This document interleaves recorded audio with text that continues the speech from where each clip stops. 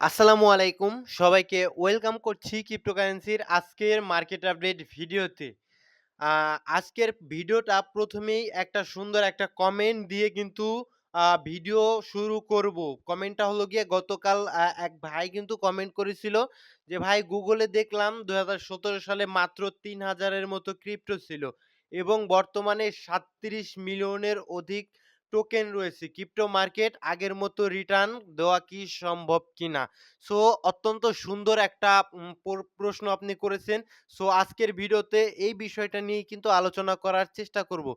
So দেখুন coin market ক্যাপের তথ্য অনুযায়ী মোটামুটি total number of crypto track অর্থাৎ এখন পর্যন্ত ট্র্যাকিং করতে পেরেছে ১৬.৬২ মিলিয়ন টোকেন এবং যদি আপনি দেখেন প্রতিনিয়তই কিন্তু টোকেনগুলো নতুন টোকেন কিন্তু ক্রিয়েট করা হচ্ছে।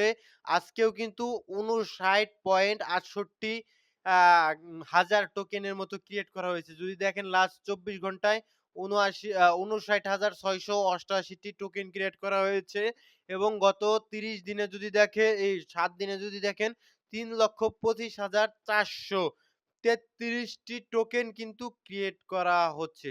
অর্থাৎ এইটা থেকে অন্তত একটা জিনিস স্পষ্ট আপনি দেখতে পাচ্ছেন যে আ আপনার প্রতিদিনই নতুন কয়েন কিন্তু মার্কেটে আসছে। এখন এতে কিন্তু একটা সমস্যা হয়ে যাচ্ছে যে কোন কয়েন রেখে কোন কয়েন পাম্প করবে। মার্কেটে আমি আগেও বলেছি, এখনো বলি, আমাদের ২০১৭ সালে আমরা বিভিন্ন কয়েনকে 100x, 200x হতে দেখেছি এবং ২০২১ সালেও কিন্তু ভালো রকমের পাম্প আমরা ক্রিপ্টো মার্কেটে দেখেছি। দেখুন বুল মার্কেটের জন্য আপনি বিভিন্ন কয়েনগুলো হোল্ড করে থাকেন। অ্যাকচুয়ালি যারা আসলে বুদ্ধিমান তারা বুল মার্কেটকে কেন্দ্র করে তারা শুধুমাত্র বিটকয়েন হয়তোবা বড়জোর ভালো কিছু অল্ট কয়েন হোল্ড করতে পারে। কিন্তু এখানে আপনি যদি দেখেন ১৬.৬১ মিলিয়নের কাছাকাছি নতুন মানে কয়েন মার্কেটে। এখন আপনি যদি সমস্ত কয়েনেই যদি এবং নিচের দিকে বেশি লোভে নিচের দিকের কয়েন যেগুলোতে মার্কেট ক্যাপ কম এবং ট্রাস্টেড কম। ক্রিপ্টো কিন্তু ভাই ট্রাস্ট দিয়ে চলে, বিশ্বাসের উপরেই চলে। আপনি, আমি এবং পৃথিবীর অনেক লোক, মেক্সিমাম লোক কিন্তু বিটকয়েনকে ভ্যালুয়েবল মনে করছে বিধায় কিন্তু বিটকয়েন আজ $৪,৯৯৩ এর কাছাকাছি রয়েছে এবং সবাই যদি মেক্সিমাম লোকই যদি বিটকয়েনকে কোনো দামই না দেয়, আসলে কিন্তু বিটকয়েনের এগুলো কিন্তু ভাই ফিয়াট কারেন্সি নয়, এটা বুঝতে হবে। এগুলো কোনো সরকার দ্বারা নিয়ন্ত্রিত নয় ক্রিপ্টো গুলো। সুতরাং আপনার কি করতে হবে? ইনভেস্ট করতে হলে অবশ্যই ভালো কয়েনগুলোতে ইনভেস্ট করতে হবে। যারা নতুন ক্রিপ্টো মার্কেটে তারা অনেক বিষয় কিন্তু বোঝেন না। তারা হাইপে পড়ে বিভিন্ন কয়েন মার্কেটে আসে এবং যখন লঞ্চ হয় এক্সচেঞ্জার এর থ্রু থেকে অর্থাৎ কয়েনের থ্রু থেকে কিন্তু বিভিন্নভাবে প্রচার করা হয়। বিভিন্ন ইনফ্লুয়েন্সার দ্বারা কয়েনগুলোকে প্রচার করা হয় এবং আপনারা কি করেন যারা নতুন রয়েছেন সেই ভাইয়েরা কিন্তু ওই কয়েনগুলো বাইং করার চেষ্টা করেন এবং ওই কয়েনগুলো বাইং করলে কয়েনের যখন হাইপ শেষ হয়ে যায়, হাইপে কয়েনগুলো আসলে ভালো রকমের বায়ার পেয়ে যায়। তো কয়েনটার হাইপ সৃষ্টি করার কারণে কিন্তু আপনাদের মতো রিটেল ট্রেডার যাতে কয়েনটার প্রতি আকর্ষিত হয়, কয়েনটার আসলে কিনে। ফলে তারা কি করে? ওই কয়েনগুলো সেল করে দেয়। আপনারা যেই টাকা দিয়ে কয়েনগুলো বাইং করেন এক্সাক্টলি সেই টাকাটা কিন্তু তারা আসলে তাদের কাছে চলে যায়। তারা কিন্তু প্রফিট করে ফেলে। আমি স্পষ্ট বলে দিতে চাই ২০১৭ সালে, ২০২১ সালে এত কয়েন ছিল না, এত কম্পিটিশন ছিল না বিভিন্ন সেক্টরেই। সেটা হোক লেয়ার 1 হোক আসলে লেয়ার 2 হোক সেটা আ মেটাভার্স গেমিং প্রজেক্ট যেই সেক্টরের কথাই বলেন, এত কম্পিটিশন ছিল না। এখন কিন্তু প্রচুর কম্পিটিশন। মেক্সিমাম কয়েনগুলোকে আপনারা দেখতে পাবেন যে কয়েনগুলো বিভিন্ন এক্সচেঞ্জ থেকে ডিলিস্ট কিন্তু আস্তে করে দিবে। কারণ ভলিউম যদি জেনারেট না হয়, একটা কয়েন শুধুমাত্র ক্রিয়েট করলো, এক্সচেঞ্জে লিস্ট করলো, কিছু লিকুইডিটি প্রোভাইড করে। ঠিক আছে? এবং হাইপে তারা সেল দিয়ে তারা প্রফিটটা অ্যাকচুয়ালি বের করে নিল। মাঝখান দিয়ে আপনারা কি করেন?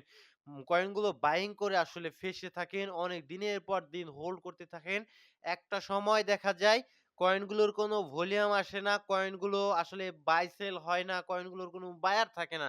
দ্যাটস ওয়াই এক্সচেঞ্জার গুলোতে আসলে ওই কয়েনগুলো যদি এক্সচেঞ্জার গুলো রাখে সেই ক্ষেত্রে কি হয় জানেন ভাই? সেই ক্ষেত্রে তাদের এক্সচেঞ্জারের কোনো প্রফিট হয় না।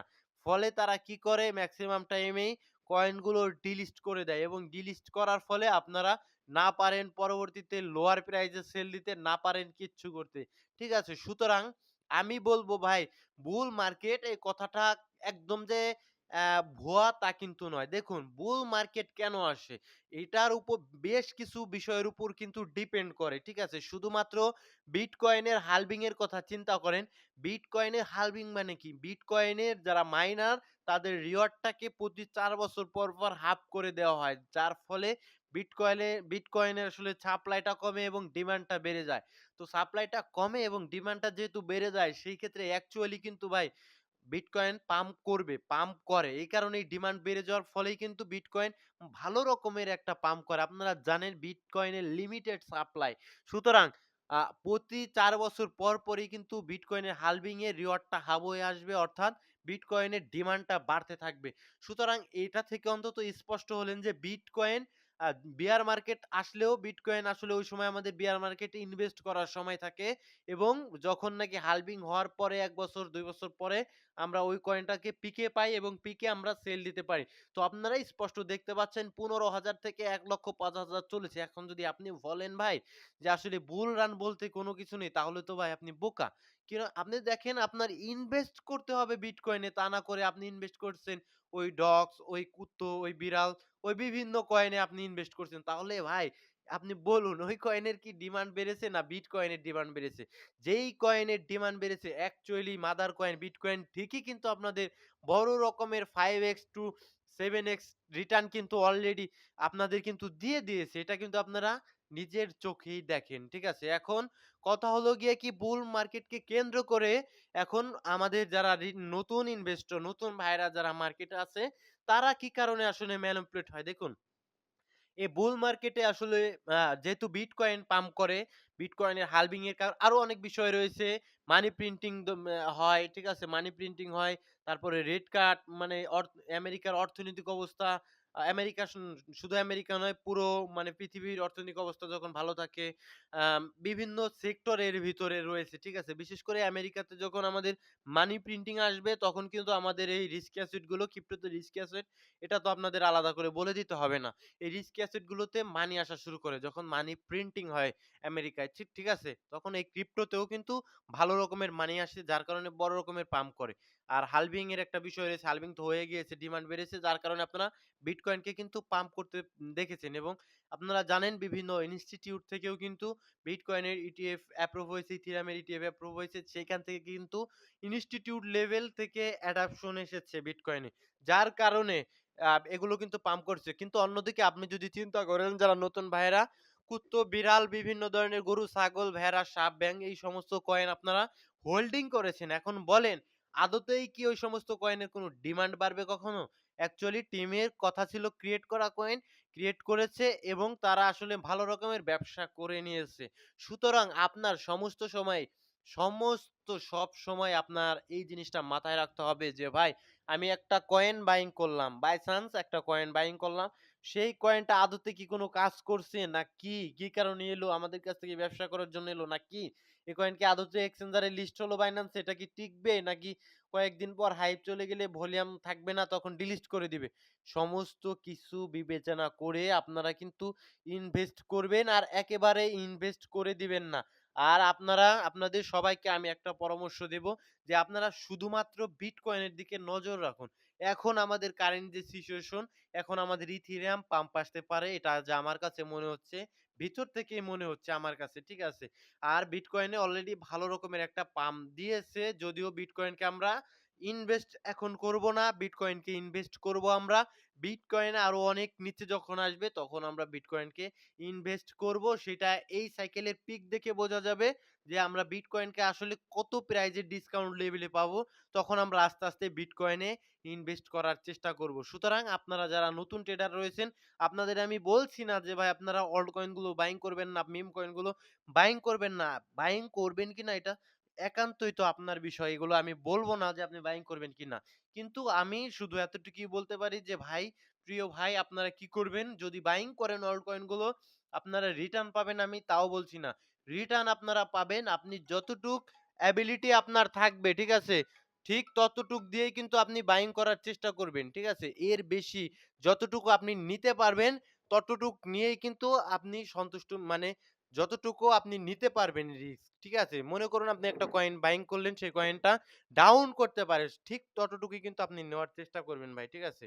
যে রিস্কটাকে মেইনটেইন করবেন, যে যাতে আপনার ওই অ্যামাউন্ট দিয়েই আপনি বাইং করেন, যাতে আপনার ওই টাকাটা মানে চলে গেলেও কোনো ধরনের কোনো সমস্যা হয় না। মার্কেটে প্রচুর নতুন কয়েন আসছে, আপনি কোনটা থেকে কোনটা নিবেন। এখন মার্কেটের আপডেটে যদি আসি সেক্ষেত্রে ক্রিপ্টো বাবলে যদি আপনি আসেন, বেশ কিছু কয়েন আপনি দেখতে পাচ্ছেন ডাউন এ রয়েছে অল্ট কয়েন গুলো, ঠিক আছে? এখন মার্কেটে প্রচুর কয়েন ভাই, ঠিক আছে?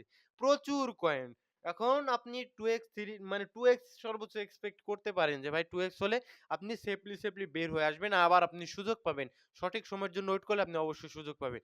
দেখুন বিটকয়েনের ইটিএফ ফ্লো এতদিন কিন্তু দেখুন সেল দেওয়ার চেষ্টা করেছিল ইনস্টিটিউট লেভেল। যার কারণে আপনি চার্টে আসলে স্পষ্ট দেখতে পাচ্ছেন যে কয়েকদিন কিন্তু বিটকয়েন কিন্তু কারেকশন মোডে ছিল। এখন আজকে মোটামুটি যদি আমরা খেয়াল করি সেক্ষেত্রে কিছুটা পজিটিভ মনে হচ্ছে। গত ৩ তারিখে আমাদের BlackRock বাইং করেছে, Fidelity বাইং করেছে, ম্যাক্সিমাম যদি দেখেন ইনস্টিটিউট কিন্তু বাইং করেছে ওভারঅল $৩৭৫ মিলিয়ন ডলারের মতো ইনফ্লো হয়েছে বিটকয়েন। এটা একটা পজিটিভ দিক। বিটকয়েন আবারও হয়তোবা পজিটিভিটি ফেরত আসতে পারে। এবং ইথেরিয়ামে যদি আপনি লক্ষ্য করেন ভাই, সেক্ষেত্রে আপনি ইথেরিয়ামকে কি দেখতে পাচ্ছেন?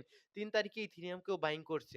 আর ইথেরিয়াম কিন্তু খুব এক সেলিংই হয় নাই। এতদিন সেলিং হয় নাই। সেটা দেখে দেখুন ওভারঅল বাইং প্রেশারই কিন্তু ছিল। সুতরাং এই জিনিসটা থেকে যেহেতু ইনস্টিটিউট লেভেল থেকে আমাদের বিটকয়েন ইথেরিয়ামকে বাইং হচ্ছে, এই কারণে দেখুন ইথেরিয়ামকে স্ট্রং মনে হচ্ছে। ইথেরিয়াম কিন্তু পড়ে যাচ্ছে না, ঠিক আছে? ইথেরিয়াম সাইডওয়েজ রয়েছে। এখন আমার কাছে মনে হচ্ছে ইথেরিয়াম হয়তোবা ঠাস করে এই জোনটা, এখন একটা জোনের সাইডওয়েজ মানে কি, এখানে বায়ার এবং সেলাররা ব্যাটেল করছে। Battle between buyer and seller, ঠিক আছে? সো এখান থেকে যে পক্ষ উইন হবে তারাই কিন্তু মার্কেটটাকে কন্ট্রোল করবে। তো আমার কাছে পার্সোনালি মনে হচ্ছে এইখান থেকে যারা বায়ার তারাই কিন্তু উইন হওয়ার সম্ভাবনা বেশি থাকবে। অর্থাৎ এই জোনটা ব্রেক দিয়ে কিন্তু উপরের দিকে চলে যাওয়ার ইথেরিয়ামের সম্ভাবনা থাকবে। ঠিক আছে? সো নেক্সট এ যদি আপনি চলে আসেন লিকুইডেশন হিট ম্যাপে, এখানে সুন্দর একটা জিনিস দেখবেন যে নিচের দিকে অলমোস্ট ডে এটা ২৪ ঘন্টার যদি $১,০৪,৩৪৩ এইখানে $৩৫৩ এইখানে কিন্তু $৬২ মিলিয়ন মতো লিকুইডেশন রয়েছে শর্টার টাইম ফ্রেমে, ডেইলি টাইম ফ্রেমে। এখানে কিন্তু অলমোস্ট প্রাইস কিন্তু কাছাকাছি রয়েছে।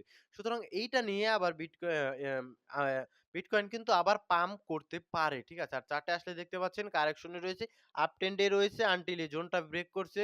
এখন ততক্ষণ পর্যন্ত কিন্তু আমি বলতে পারব না যে বিটকয়েন নিচের দিকে পড়ে যাবে। ঠিক আছে? তো এই জোনটায় আসতে হয়তোবা আসলেও আসতে পারে এবং নিচের দিকে অনেকগুলো ইমব্যালেন্স ফেলে এসেছে, এগুলো পরবর্তীতে নিতে পারে। এখন মেক্সিমাম চান্স থাকবে ইনস্টিটিউট লেভেল থেকে বাইং হলে ঠাস করে উপরের দিকে চলে যাওয়ার বিটকয়েন। সেক্ষেত্রে অন্যান্য কয়েনগুলো হয়তোবা আমরা পাম্প পেতে পারি। ঠিক আছে? তো ভিডিও লম্বা করব না, অনেক লম্বা হয়ে গিয়েছে অলরেডি। এখন হালকা কিছু কমেন্ট পড়ে আমি ভিডিও শেষ করে দিব।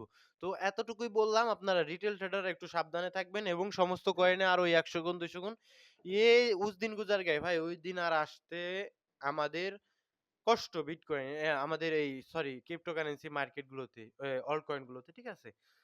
সো এআর কয়েন মোটামুটি ভালো একটা কয়েন। দেখুন এইটা মার্কেট ক্যাপ মাঝে মাঝে কিন্তু ২ বিলিয়নের কাছাকাছি চলে যায়। যখন ২ বিলিয়নে যায় তখন আপনি এই কয়েনটা থেকে সিম্পলি সেল দিয়ে বের হয়ে আসবেন। আবার এই যে এই সমস্ত জোনের জন্য ওয়েট করবেন। ঠিক আছে? আবার এই সমস্ত জোনের জন্য ওয়েট করবেন আপনি ৩০০ মিলিয়ন ৪০০ মিলিয়নের দিকে, যখন আবার মার্কেট ক্যাপ আসে তখন আবার বাইং করবেন। সিম্পল ভাই। মানে সবসময় আপনি ইজি রাখবেন। তাহলে আপনি কনফিউশন কম হবেন। ঠিক আছে? মানে ১ বিলিয়ন মার্কেট গেলে সেল এবং নিচে আসলে আবার ৪০০-৫০০ মিলিয়নের কাছে আসলে বাই। ব্যাস। ঠিক আছে? এ থেকে আপনি স্টপ লস অবশ্যই রাখবেন, তাহলে বিপদে পড়বেন। ভাই সুইং ট্রেড ইনভেস্টর জন্য লাইট কয়েন লাইট কয়েনের ইটিএফ এগুলো ভাই আ আসতে পারে। লাইট কয়েনের ইটিএফ আসতে পারে, সোলানার ইটিএফ আসতে পারে। এই সমস্ত কয়েনের যখন ইটিএফ আসবে, তখন এই সমস্ত কয়েনগুলো কিন্তু আবার পাম্প করার চেষ্টা করবে। ঠিক আছে? সো যদি আপনি লাইট কয়েনে আমরা দেখি, সেক্ষেত্রে দেখতে পারবো $89 এর কাছাকাছি প্রাইস রয়েছে। ঠিক আছে? এবং আপনি চার্টে আসলে দেখতে পারবেন কি? চার্টে যদি আসি আমি, সেক্ষেত্রে আমি দেখতে পারবো যে স্ট্রাকচার বেয়ারিশ নয়। সুইং যদি আপনি করেন, সেক্ষেত্রে অবশ্যই স্টপ লস এর নিচে রাখবেন। সেক্ষেত্রে সেফ আপনি থাকতে পারবেন ৮০ র কাছাকাছি। নেক্সট আপনি হয়তোবা আরেকটা সুইং এরকম পেতে পারেন। স্ট্রাকচার যেহেতু বুলিশ রয়েছে সেক্ষেত্রে এরকম মুভ আবার আপনি পেতে পারেন। একান্তই আপনার ব্যক্তিগত ব্যাপার, অবশ্যই নিজের রিস্কে এবং নিজের রিসার্চে কয়েনগুলো রাখার চেষ্টা করবেন। ঠিক আছে?